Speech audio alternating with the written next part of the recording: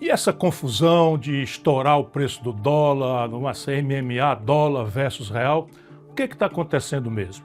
Vou tentar explicar. Em última análise, a taxa de câmbio, ou seja, o valor de uma moeda pela outra de um país, deve resultar da lei da oferta e da procura. Se fosse banana no mercado, por exemplo, seria simples de entender. Sobrou banana, o preço da banana cai. Faltou banana e se manteve a mesma procura pela fruta, seu preço sobe. Como tudo nesse modelo econômico tosco que nos foi imposto, sem nenhuma discussão, muito menos nenhum rigor técnico, numa madrugada de janeiro de 1999, assim que a fraude garantiu a reeleição de Fernando Henrique Cardoso, e a fraude foi justamente na taxa de câmbio, o modelo de câmbio flutuante foi implantado no Brasil.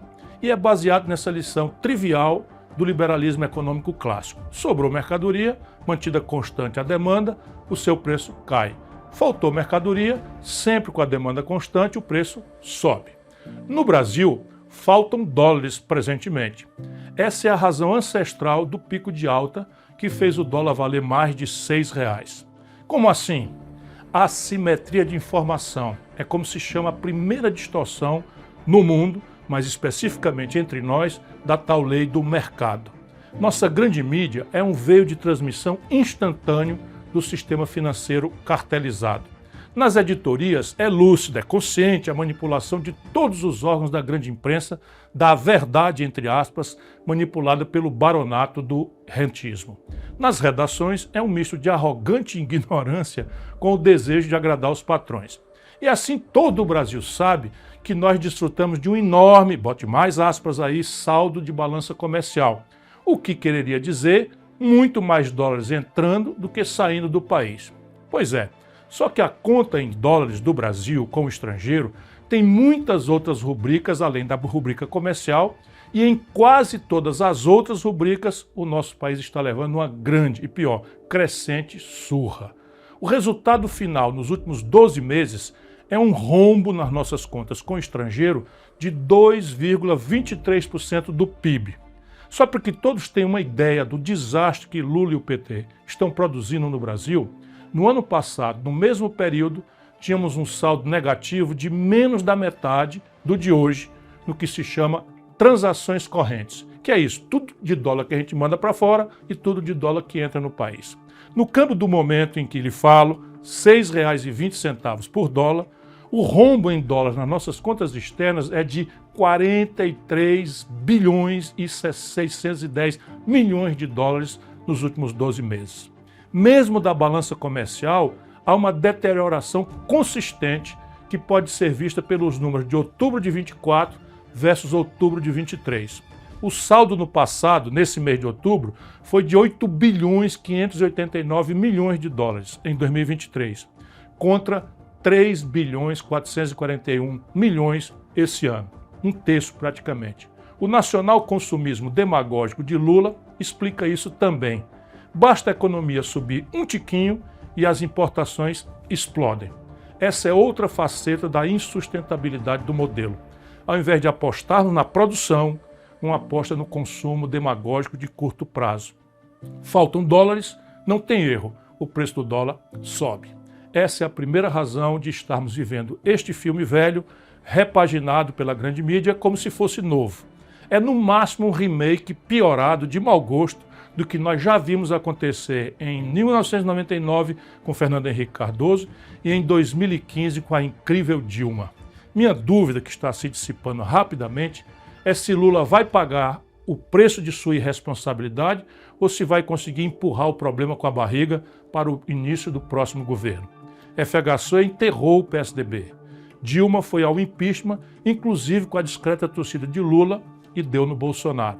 Mas não é só essa a causa. Infelizmente, a partir dessa base de fato já descrita, há outras camadas que concorrem para a mais violenta desvalorização do real dos últimos tempos. E para o fato, escondido pela grande mídia, de que nossa moeda nacional é a que mais se desvalorizou no mundo inteiro nesse ano findante de 2024. Sim, o real foi a moeda que mais se desvalorizou em todo o mundo, eliminando completamente a mentira publicada de que a política monetária norte-americana estaria entre as causas da perda de valor em mais de um quarto de nossa moeda. Mais de um quarto. Quem recebeu o equivalente a cada $100 no começo desse ano está encarando agora o fim de ano com o valor recebendo equivalente a meros $75. Não aconteceu nada nem remotamente parecido no mundo em que a população foi empobrecida em 25% em apenas um ano. No ano de 2024, enquanto se distraiu o povo com firulas, o governo Lula viu voarem do país, sem fazer nada, nada menos do que 56 bilhões 210 milhões de dólares, somente entre janeiro e outubro, 10 meses. Esse é disparado o maior volume de fuga de capitais estrangeiros pela via financeira, desde que se mede essa estatística no longínquo ano de 1982. Essa newsletter advertiu várias vezes para o fenômeno. Comparei com a migração das as aves do norte rumo ao sul, quando chega o inverno, para elas fugirem do que os seus instintos sabem ser uma temperatura mortal para elas. Ninguém quer ouvir, mas parte dessa fuga tem como causa a impunidade da enorme fraude das lojas americanas. Fraude essa que causou enormes prejuízos a muitos aplicadores, inclusive pequenos aplicadores, nos Estados Unidos principalmente. Como é que se explica para o estrangeiro que se promoveu uma fraude superior a 43 bilhões de reais e até hoje ninguém grande foi punido? Como fazer do Brasil um mercado interessante e minimamente seguro para investidores com esse enorme escândalo impune? Não é o único fato que desabona nosso pífio mercado de capitais, mas é muito representativo da picaretagem geral que domina nossas instituições. E, finalmente, a alegada questão fiscal. Sim, ela é um aspecto muito grave de nosso provável colapso econômico.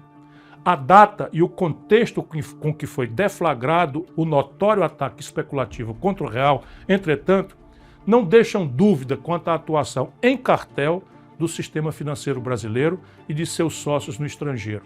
O que é chocante e vergonhoso é o banqueiro de Lula, o novo presidente do Banco Central, Galípolo, negar explicitamente esta evidência. A mim, nunca enganou. Quem acompanha essa newsletter já sabe da insustentabilidade do modelo econômico em vigor. Vou apenas rememorar. Não faz nenhum sentido a expressão superávit primário no Brasil. Em tese, em manuais ingênuos de economia, à luz da esculhambação brasileira, se você gastasse um pouquinho menos do que arrecada, gerando uma pequena sobra, o tal superávit primário, a sua dívida se manteria em volume estável ou até diminuiria, dependendo do tamanho da sobra. Essa é a picaretagem denominada de superávit primário pela grande mídia brasileira, a serviço sujo dos seus donos entre a banqueirada. Vamos aos números. Desde que essa engenhoca foi introduzida entre nós, naquela madrugada de 1999, nem um único ano, leiam os meus lábios, nem um único ano o superávit obtido foi suficiente para pagar sequer os juros da nossa dívida. Nesse ano de responsabilidade criminosa de Lula e sua banda, deixe eu renovar os números. Até novembro último, o Brasil contabilizou na dívida pública 869 bilhões e 300 milhões de reais, apenas no ano da graça de 2024. Isso equivale a monstruosos 7,49% do nosso PIB, que é um ano inteiro de produção de todo mundo no Brasil, e nos coloca sem rival como o país do mundo que mais paga juros. Como estamos em déficit primário, ainda que pequeno, entre aspas, frente a esses números assustadores, essa montanha de juros vai toda para a dívida pública. Quando o Lula assume prometendo picanha e cerveja para todo mundo, a dívida tinha levado 500 anos para alcançar 7 trilhões de reais. Em apenas 2 anos de irresponsabilidade, a dívida já está em 9 trilhões e 300 bilhões de reais. Subiu 2 trilhões de reais em apenas 2 anos. Ora, ninguém precisa ser economista para entender o que acontece com um devedor que aumenta sua dívida tão velozmente. Os agiotas apertam os prazos, encarecem os custos, ou seja, sobe os juros, e colocam o olho na porta de saída, enquanto acabam de esfolar o devedor. Essa é a explicação derradeira para a oportunidade do ataque especulativo que estamos todos vendo, menos o reacionário Lula e o seu novo banqueiro Galípolo. No curto prazo, comprar dólar é a tal porta de saída. Ora, uma das pernas do tal tripé macroeconômico com a qual o Lula se comprometeu, traindo o Brasil e sua história, é o tal câmbio flutuante. Para que ele existe? Para que as contas externas do país se ajustem selvagemente, como a crueldade do tal mercado advoga. País nenhum do mundo sério faz isso. Por quê? Voltaremos ao assunto. O preço do dólar mexe com praticamente todos os preços da economia, diz da competitividade sistêmica nas relações de comércio exterior. Enfim, deixar flutuar ao sabor de ataques especulativos não é coisa séria a não ser aqui. O que estamos vendo acontecer?